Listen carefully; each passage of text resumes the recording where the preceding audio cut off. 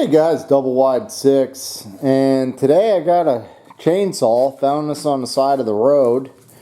It's a Homelite, and you never quite know what you're going to get. Sometimes the case is empty. This one had something in it, and it's a Homelite Super 2, and it looks like it's in really nice shape. Has an extra chain. It's got a chain guard on it. Looks like the rope might have been replaced. So we're going to go through this thing. We'll see what we got. I'm not a big fan of these saws as they're kind of hard to work on to get to the carburetor. So we're going to have to pull everything apart to get in here if we need to do some carb work. Well, I'm going to clamp this thing up in the vise so it's easy to work with. Get at a nice height. And this jaw is serrated, but I made these copper guards, so that should be good. And what I want to do is pull the plug here, and we'll see if we can get this to fire.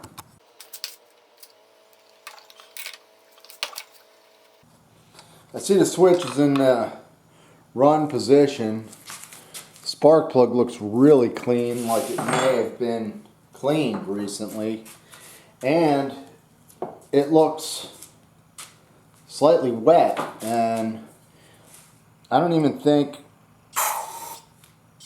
that I pulled over the saw.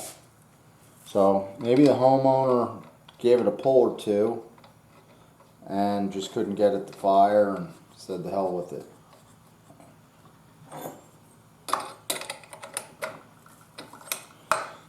So we'll see if we can get this to run and then die. Switch is on. Choke's on, give it a little gas.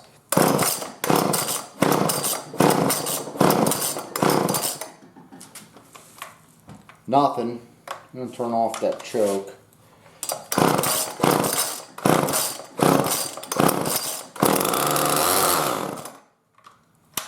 There we go. So the homeowner may have had it flooded.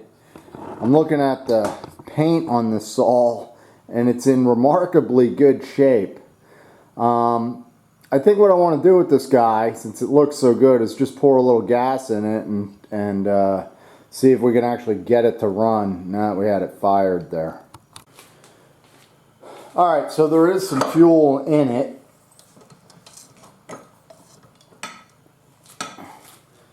And what I'm going to do is dump it in this cup here, and we'll see the condition of the fuel.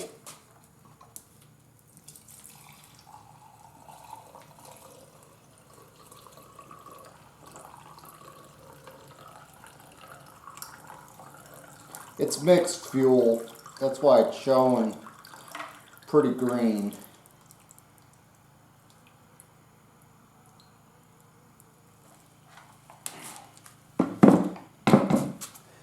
Well, there doesn't appear to be any water in it. I gotta let that settle.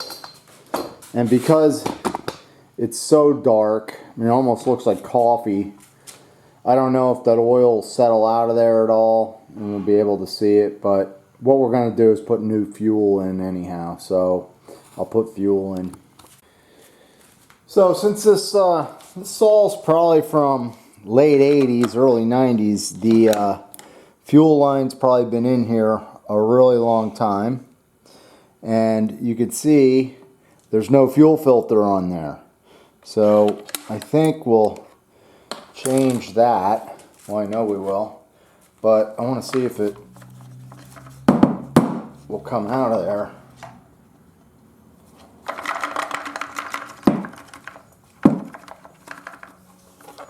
Did you hear back from the parents? No. So what does this mean? No one knows? Yeah, no one knows. Still waiting to hear.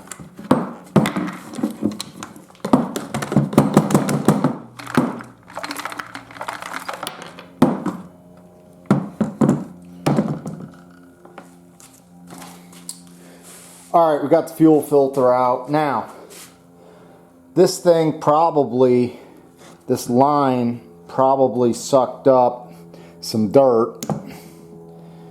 You can see this fuel filter is actually broken. That was glued on there. That came off. So I'm just going to switch that up And let me go find one to put on here. Luckily I got one. So I'm actually going to cut the end of that. The hose is stretched out a little bit, so I'm going to cut a 1/4 inch off. These saws, like I said, they're a pain to kind of work on because you got to take apart the whole thing to get in here to the carb, but I think it's worth a try like this, and we'll just try and see if we can get it started and how it runs. Some of you guys were asking me, what do I use for 2-cycle? I like this Opti 2. This stuff's pretty good because it has stable in it, so it shouldn't go bad, and you can mix it at, you know, any ratio. It'll work for 30 to 1, 50 to 1, doesn't really matter. You just mix it up with, they label this thing. I put 1 gallon of gas, and then I pour in, you can see the lines there. It's pretty easy to do. And I just mix it a gallon at a time. So we'll just put a little fuel in here, enough to see if it'll run. And we'll see what we get. I'm gonna put you back in the vise to try and start this. Choke it.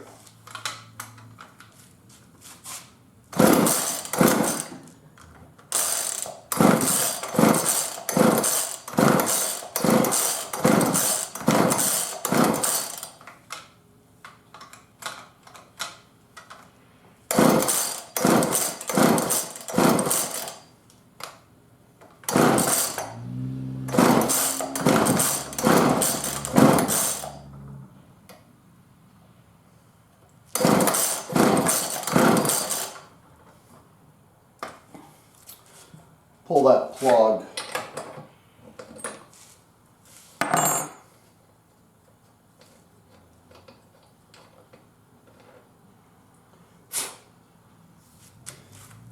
It appears flooded.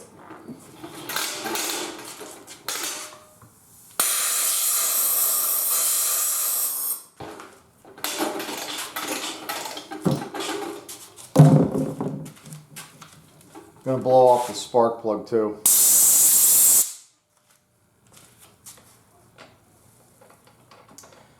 Yeah, it's not gonna run if it's flooded. So I'm gonna take the choke off, and I'm gonna make sure I hold the throttle in. Try and lean up that mixture a little bit. Looks like the fuel is making it to the plug though.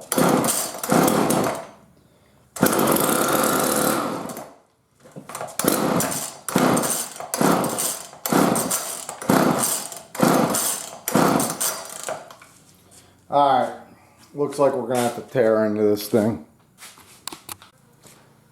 Alright guys, so yeah, I don't like these saws because you got to take everything apart to get in here, but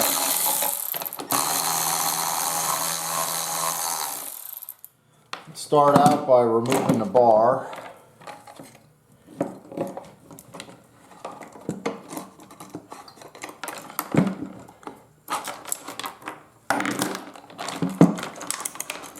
There we go.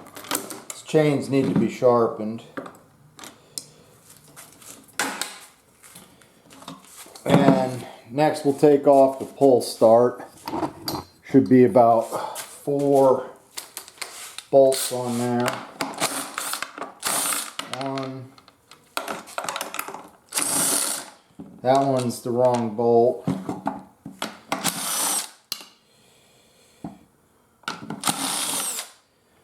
Okay. Got those out. I'll probably put a new string on the starter because it was binding a little bit. Next up is going to be the handle. So we'll do that with a flathead.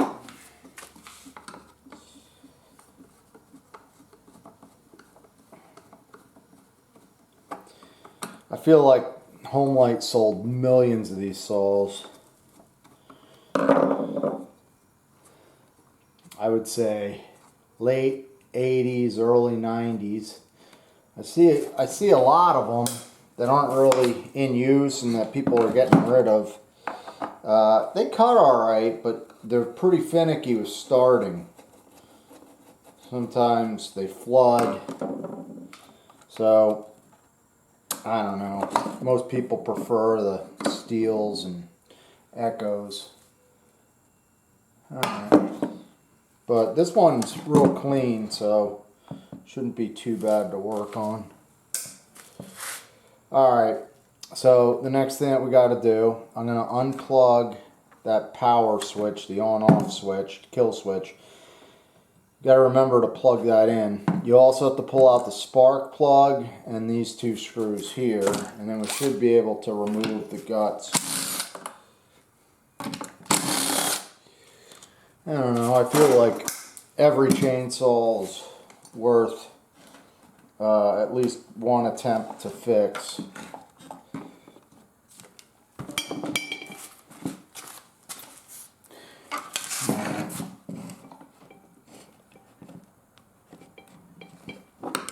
Spark plug.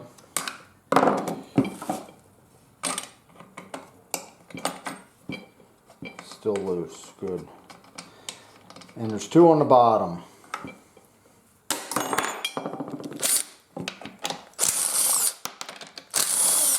It's always hard to get all these screw holes to line up. So now what this thing should do is slide out. And you got to watch, there's a linkage in there for the throttle. Pop that out. Stuck on something. It's the spark plug boot.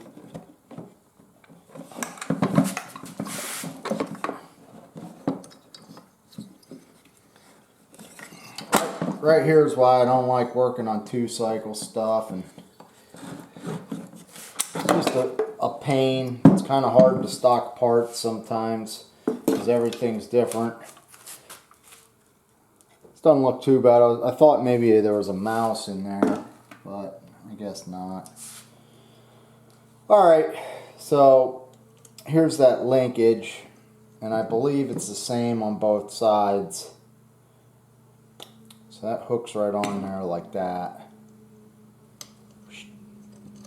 I'll pull that off. If you can't remember how that goes, you might want to draw a little picture of it or take a picture with your phone. Alright, so at this point, what I want to do is get in here to the carb. And to get to that, it's going to be 2 more flathead screws. Loosen these guys up. This little thing, I believe, pops out. Yep, there we go.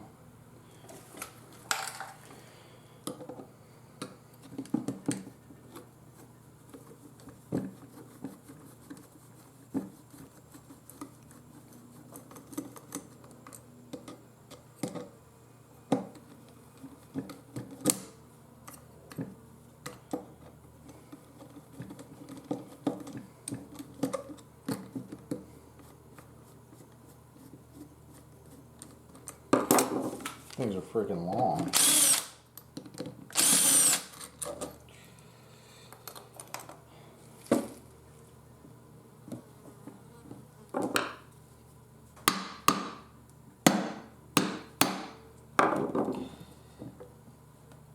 There we go.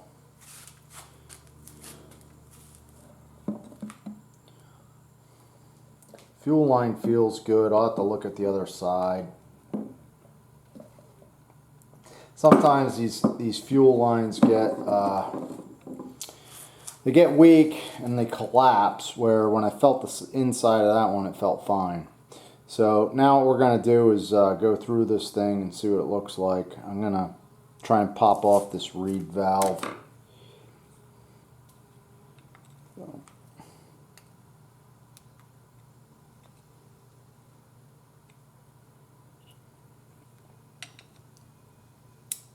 There we go.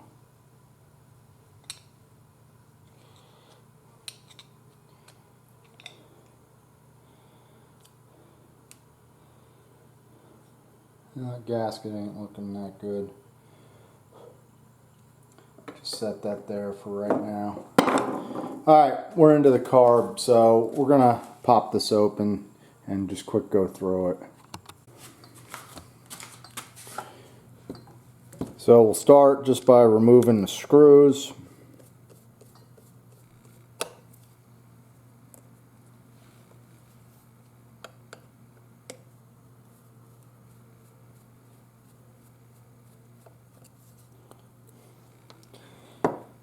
There's some air holes here, but I can see there's a indicator there where it needs to lock in. You could call that like a keyway possibly, so this plate can only go on one way, so I'm not going to mark anything here. Pop that off. The gasket feels pretty good. Alright, so I got to try and peel this because I know I don't have this gasket laying around.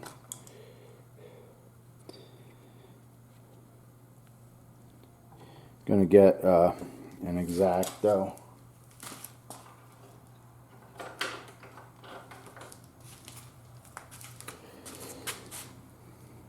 I don't really know the easiest way to loosen up gaskets. You know, you would think you could hit them with a heat gun or something and they would peel off, but that is not the case. So if you have any tips on the easiest way to try and remove a gasket, so a lot of times, like something like this, we're just kind of fixing for fun. And I don't feel like putting any money into it. Because bottom line is this chainsaw, all fixed up and running, it's worth $40 or $50. Now, it might be worth, you know, more than that for someone that really needs it and is going to use it, but these Homelites I wouldn't recommend making your main saw because they're finicky, you know, and they're also hard to work on. So you don't want a saw that you have to spend all this time taking it apart every time it won't start. And chainsaws are, you know, probably not used very often. You might use it 2 or 3 times a year. That's what a lot of people do. They just trim branches when needed. Most people don't burn firewood. So it's probably not worth your while to get a cheap saw that won't start. Even though I use that 2-cycle fuel, the Opti 2, I wouldn't recommend leaving that in there, even though it has the stable in it. I prefer to drain out the fuel system. There's a little spring under here. What my plan is here is to just take this guy apart and clean it all out with the carb cleaner, and we'll reassemble it and hope it's working.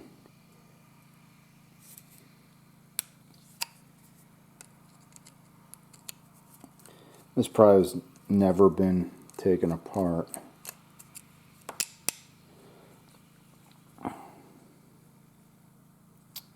Alright, and this one, you can see it's going to go on that way. You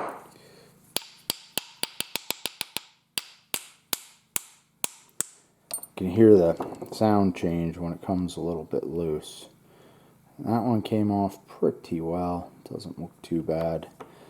And remember how we talked about the fuel filter being off? I'm going to show you something here. If you look at this screen, there's a screen right there. All of this garbage is what's causing, you see that there? That's what's causing it not to run.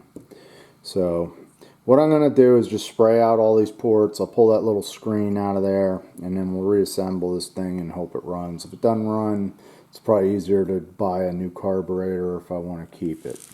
So I'm going to clean this up. So I went through all the little parts and pieces, and Now we're trying to put everything back together. And first thing I need to do is locate that little tiny spring. Here it is. Sometimes it helps put a little dab of grease there if you're having trouble with that spring. But take our needle. There we go. We're going to take our needle here. We'll put that on. Just going to hold that with my finger.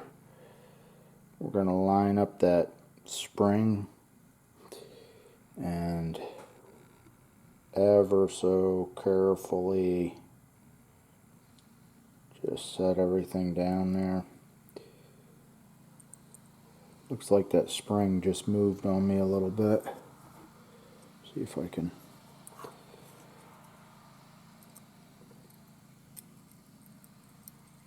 There we go. And there's two small Phillips screws. I'm going to turn them backwards. You hear a little click and then you go forward. I believe that's called boxing out a screw. So you put it in there, it's not straight. Line it up where you want it. Turn it back, listen. Boom. Now you go forward and that'll align itself. Snug those both up. We're going to double check our needle that it's moving. This should be level up top. That looks pretty good. I don't know how well you guys can see that, but you can see it's in line with this ledge.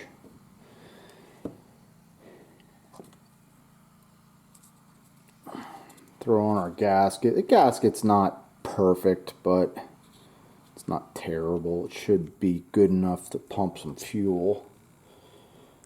And if it's not pumping at maximum capacity, we'll open up the high screw a bit. At least these carbs are adjustable.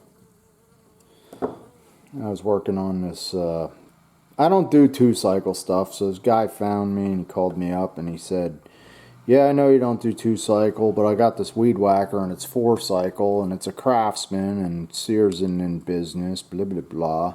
So he wanted a price on what it was going to cost to fix this weed whacker, and I don't know. I mean, how do I know?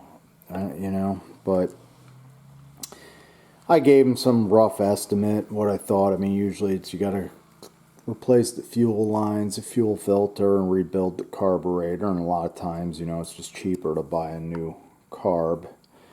So I gave him some rough estimate, and he brought it over here. And so I was going through it, and it looked really nice. He took good care of it. It was about 9 years old or so, and turns out I went through, cleaned the carb, and the carb looked really clean. I got it running.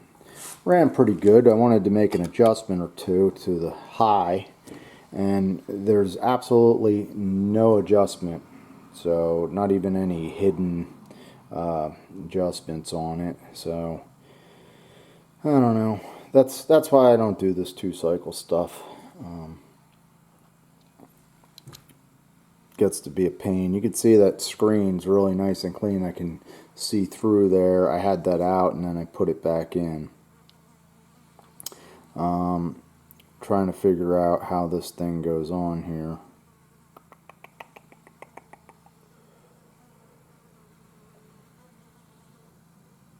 Goes this way.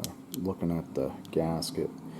Yeah, I thought there was a pin up here where I was taking it apart. I was looking for that. Alright, that seems pretty good. I think what I want to do is just pressure test this quick because it's such a pain to put back in. So I'll quick do that. Alright, so I got out my Mighty Vac, and this tool's pretty nice because it can pull a vacuum and it can also pressurize a carburetor. So I have just a line hooked up to it, and this is going to go to the fuel inlet on the carburetor. So they give you all these little adapters that fit different stuff nicely, and what we want to do is we want to set this thing, this way is vacuum, and then you go that way, it's pressure. And what we want to do is see if we can hold at like 7 psi without leaking. And if it were leaking, that needle would go back.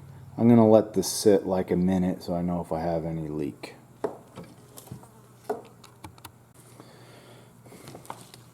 So we'll take a look. You can see we're holding nicely, and we should be able to release. There's a little release down here on this, and you can see it drops nice. So what that means is our needle and seat is seating. We're ready to install the carburetor.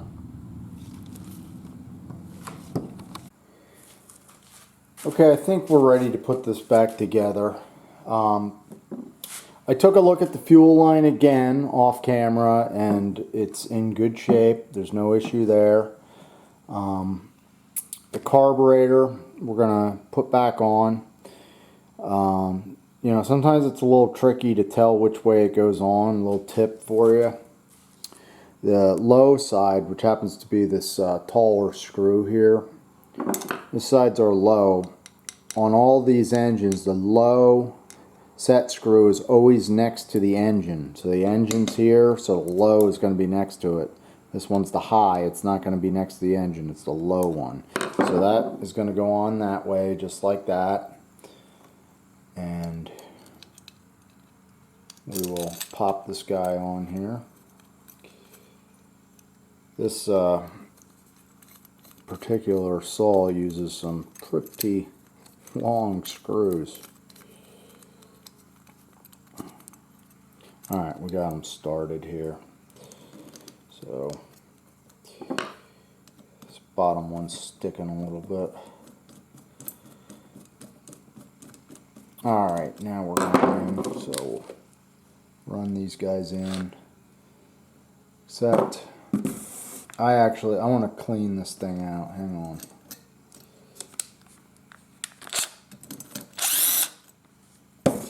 I don't like all this dirt. I didn't see that. So I'm going to clean this quick. Alright, there's our low. So that goes there. That'll go there. That one is sticking a little bit.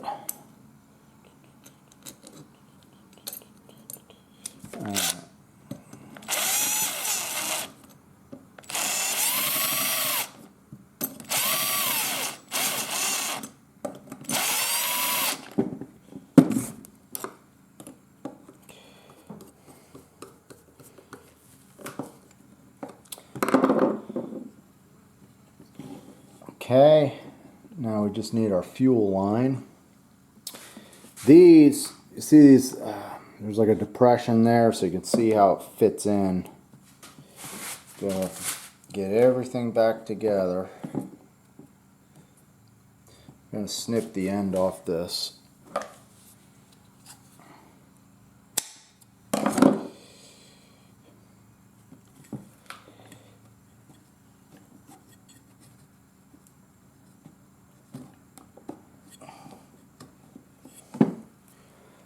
Good. I don't have my fuel line pliers, but these hemostats should be able to slip this forward a little bit.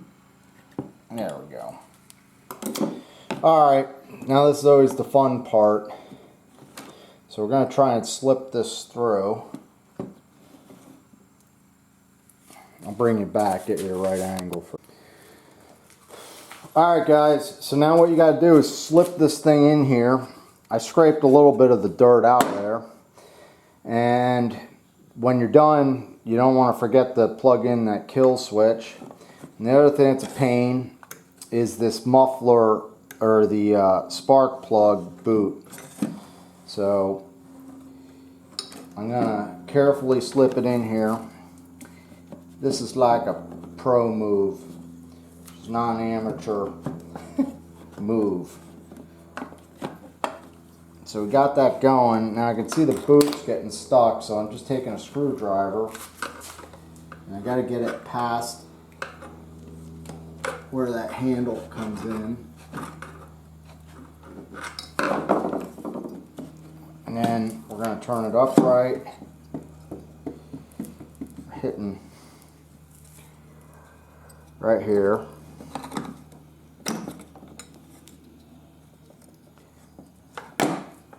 And if you ever did one of these, you'll know exactly what I'm talking about when I tell you that they're a pain to do. That looks like it went all the way in. Now, before I forget, because I've forgotten this thing other times, plug that in. There's a little tab on the coil there. So that's in there. See, it went in, but our holes aren't lined up yet, so it still needs some tweaking. And I think most of our problem is our spark plug boot.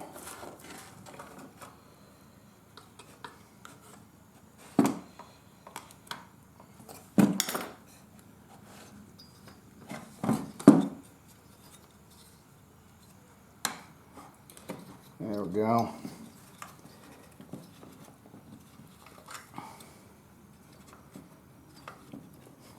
Now at this point, I don't know what's in the way here.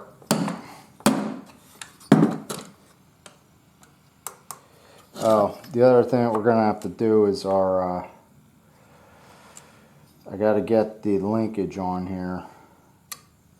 There's that. Usually you put that on and you slip it in here. So, goes in there like that. See, try this again. Slip that out a little. Try and slip that linkage through here.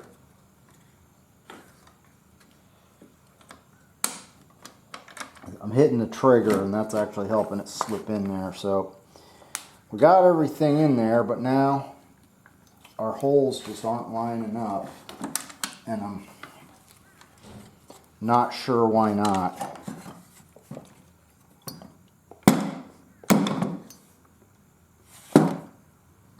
There they are. So I'm going to go through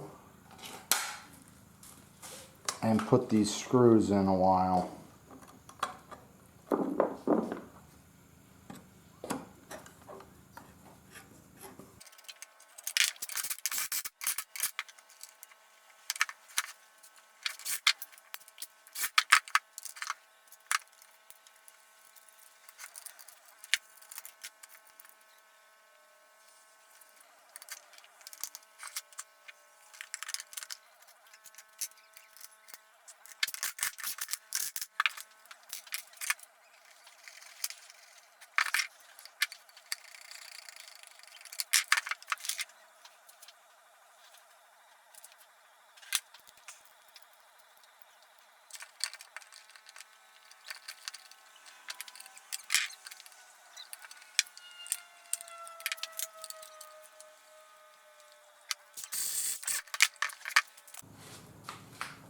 Well, it took about 50 minutes, I believe. Maybe more, I don't know. I've been filming. But yeah, it's a pretty big job going through one of these Homelites. So I guess I'll try and choke it. Hopefully it runs.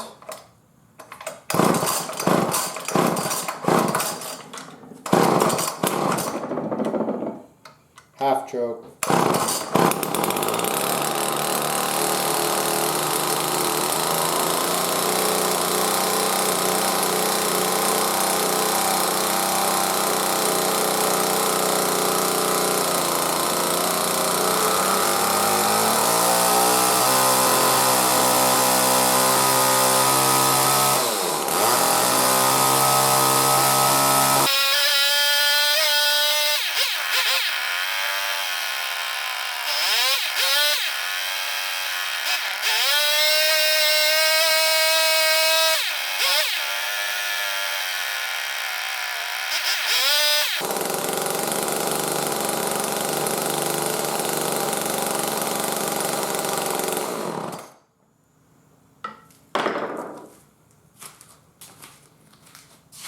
Well guys, worked out pretty good. I don't know how well you can see it, but we're starting to drip a little oil, so the oiler's working. I don't think the saw was used that hard. It's probably just been sitting around for the better part of 30 years.